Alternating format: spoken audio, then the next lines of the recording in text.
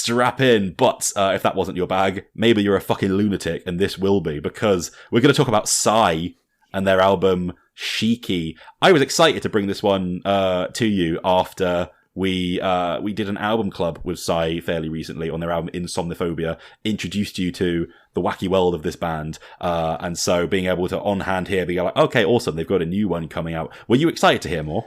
I was really, after Insomnophobia, I was so like, I want to feel more of this like mad world that Sigh inhabit. I'm glad that you were. A bit of backstory on Sigh, if you didn't listen to that particular episode, you should. But Sigh are a Japanese, long-running, avant-garde, experimental, progressive, psychedelic black metal band.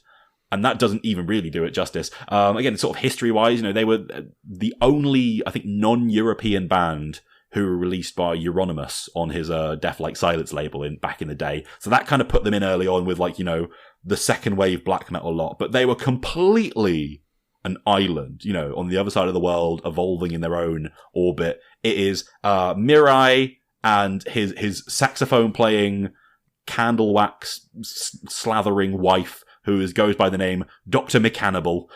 Just absolute experimental mavericks. And their records are always just so much fun to listen to because of how overflowing with ideas they are. Like, black metal, 70s progressive rock, the general maddest fucking side of the subconscious. It's a joy. There was a single, which is actually the penultimate track on this album, but he said it's like trying to write his Bohemian Rhapsody of like a 5-minute song that just goes through everything, and you've got robot lounge music, Hammond organ solos, throat singing, so you're in for a wild fucking ride, and it is just so... You never know what's around the corner, but nothing feels like... poorly placed or poorly crafted either. And it's the balance of like knowing you're in the hands of a master craftsman, but a master craftsman who is off his fucking nut, that it just makes the records just sensationally fun. Yeah, no, I think that is totally fair. Again, like this, I've not listened to every Sigh record. I've been Insomnophobia and then this.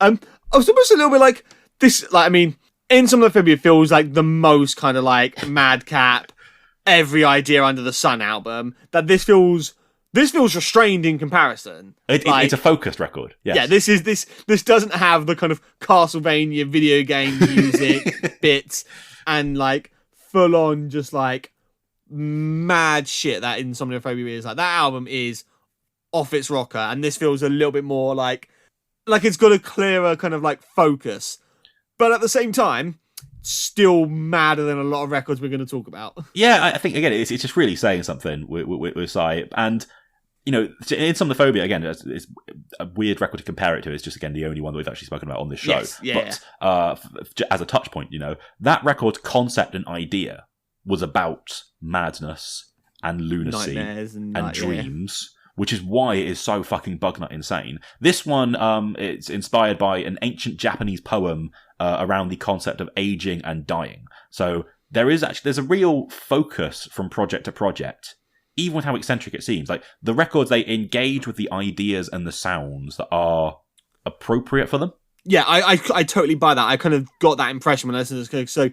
So they clearly have a brief, a focus, an idea for each record, and it kind of embodies the whole of it. And so this being more like focused in on that particular story and just kind of like delivering on that makes total sense. Yeah, this one to me, again, I guess considering, the idea of aging and so on that's going on with it, it feels like the foundation of it is kind of old school, where it's like maybe some of what like Mirai got into like black metal with when he was younger. So it has like a lot of like Celtic Frost riffs. Like the first riff on it is a real slow, that bending riff that opens note it bending, is so good. Celtic Frost doom riff. But then that, I guess, nostalgia maybe is kind of tempered with more kind of ethereal sounds kind of coming through the veil, and it still has that real fucking surrealistic thing. Like, there's Geshi no Atai, in the last 2 minutes of it, turns into like a 90s video game / hip-hop instrumental. Like, it's almost G-funk. Yeah, no, totally. Like, there's like that what's one with like the funky tribal drums and all that and everything. Like, there is. Well, I mean, there's an awful lot of that. There's so many of that, but I mean, like on the opening song, you're right, it has this like big mean bending riff, but then you get like little weird synth touches and even like kind of like Queen kind of guitar melodies on there as well. Again, just tapping into that kind of nostalgia vibe. I love the piano in that, the real grand piano that comes in. It's like a big theatrical production, you know. And then Mirai comes in, just like fully retching, like insane shamanic. The vocals are unhinged on this. Like he's screaming and just kind of going, like full on demonic gremlin man. Like for a real like brooding song, which that song is. There's an insane amount of drama in it. Like, even the drum fills are full, like, you know, kind of, like, flashy. And then when it returns to that central riff, but it has, like, extra Japanese percussive instruments. Yeah. Like, it's an 8-minute, patient, careful, slowly unfurling opener with real class to it. But it has an eccentricity and a showmanship in it as well. And I guess that in a nutshell kind of encapsulates what we were saying about Sigh and what they are capable of. Satsui Geshi no Mato, like I said, it has these like really big moaning theatrical kind of choirs in it, but it has these really strange sitar licks, and there is just so much character in the instrumentation of this. I mean, you know, we spoke a while ago about the Ibaraki album, and Matt Heafy kind of like, you know, digging into some of the kind of like more traditional sounding ideas and stuff, and how much that added to the core metal of it. Like, this is the work of a band 3 decades into like pursuing that as like boundlessly as possible. Yeah, I think so, and I think it's cool that they have that tradition, but it's not just kind of like we're gonna have a bit of traditional kind of Japanese folk music kind of mixed in with the metal. They will go all off in all different directions to fit whatever they want to in it, whether it is like say wild drum breaks, lo-fi electronic hip hop beats, those like Eastern sitar licks and everything. Like, yeah, it's all just really intelligently and cohesively implemented into the wider sound of the record. Yeah, and about that kind of like record to record differentiation. Like the last album, Air to Despair, I think that was the one where he taught himself how to play the flute in order to like add something into it. And this one has like a few different those kind of sounds, but it's absolutely loaded this time with those traditional Japanese percussion instruments. Yeah. So if you are someone who likes to hear like traditional drums, you know, wherever you are on earth, like, you know, layered into your blood pumping metal, whether it's this or whether it's roots or whatever, like that into this really, like, it has a lot of flavors for you. And I think the production is extremely crisp on this one as well, where like I wondered, like from the album art, which is like a traditional kind of Japanese painting, that's kind of what their old 90s records looked like, or the really black metal ones, and I wonder whether that was kind of a conscious nod to that. It makes sense in terms of the poem that it's drawing on why it would have that, but it's not like that. It's really big sounding. So when like Kuroi Kage reaches its blast beat section eventually, it's like, fucking whoa, like calm down, this sounds huge.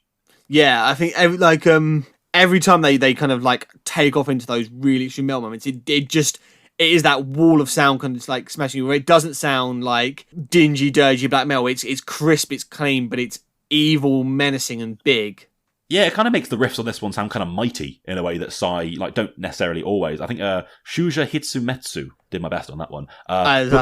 Before it goes absolutely fucking apeshit, which it does, but it is amazing. But there is just like a real riff, just big groovy riff on that one. Well, yeah, muscular power to it.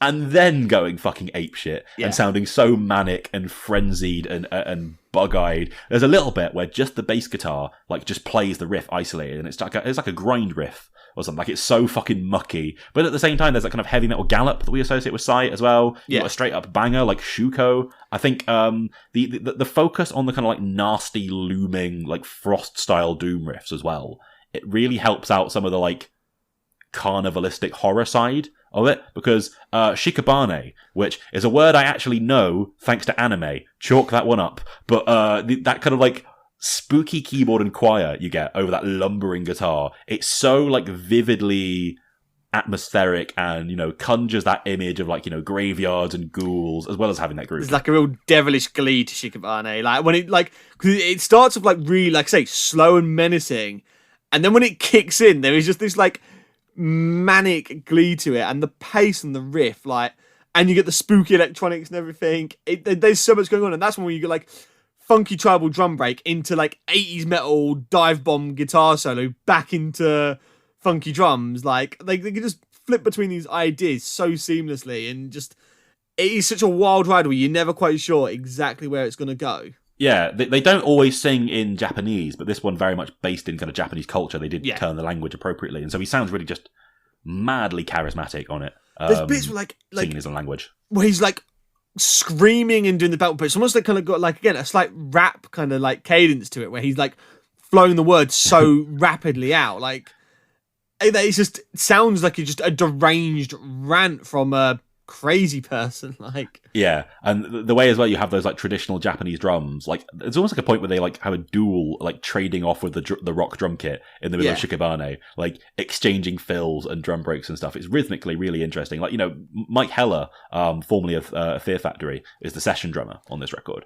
and it feels just like an incredible session performance. You know, like a guy has come down in and laid down his parts with such super technical proficiency. When you listen to the beats that are being laid down on like Fuya Gakuru, as well as just like the sonic clarity in the like in the studio in the recording, and then the album like hears that amazing drum performance and goes, cool, that's the basis of our percussion. Yeah, what else can we add on top of it?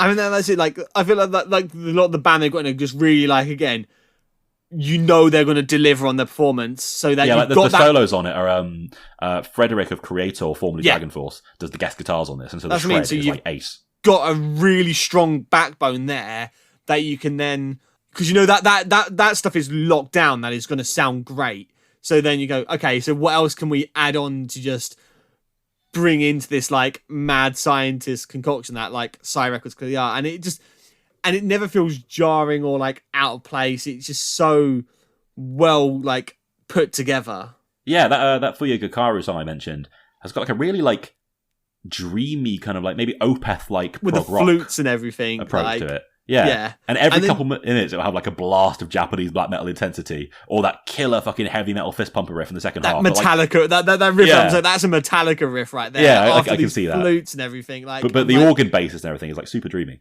Give me just like a big headbanger riff mixed in with just this insane shit. Like, it's so cool. Yeah, it's, you know, it's extreme, but as mad as it is, because it sounds quality, I don't think it's completely inaccessible. No, I totally think you could sell this to people who just like slightly experimental metal. Yeah, again, if you like the Ibaraki album, you know, if you like extreme leaning metal with a creativity and sounds on it, like it's black metal, but it's incredibly progressive.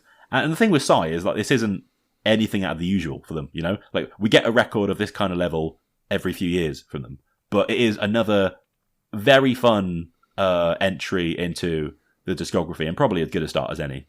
Yeah, like I said, I think like for me, again, not a big problem, but like this just it blends all the right elements together. Like when you've got like is it Mayanaka no Kai? Sure. Like blending these proggy keys, which again is a sound that can be so like grating to me, but when it's like mixing with these like really stabbing riffs, like it's such a like cool concoction of the two.